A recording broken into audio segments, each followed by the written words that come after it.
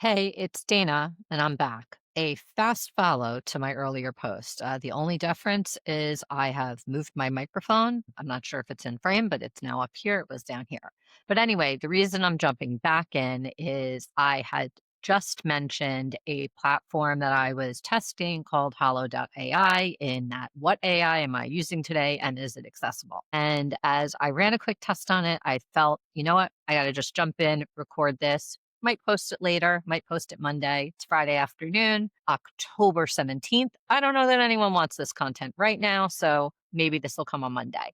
But I did want to share my screen and share, what was the result of my little test on this platform. When we talk about how accessible things are, I'm not necessarily talking about the accessibility of the web interface itself, but the accessibility of the content that this AI platform is creating. And is this viable? Can I actually use this in my work as senior creative director at Level Access? Now, truth be told, I have a design team, I have a marketing team, I have a copywriting team.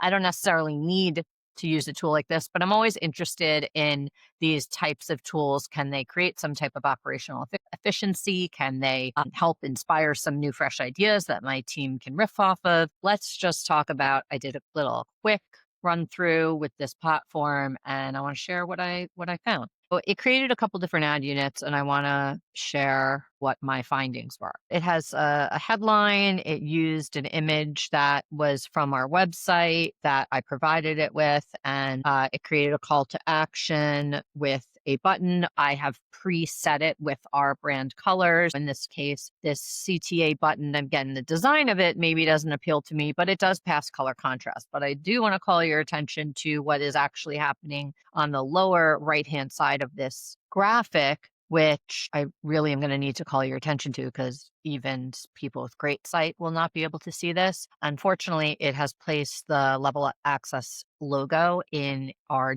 dark navy, or we call it midnight, but in our dark blue color on top of a black background. This is not even a question of whether or not this passes color contrast. It clearly does not.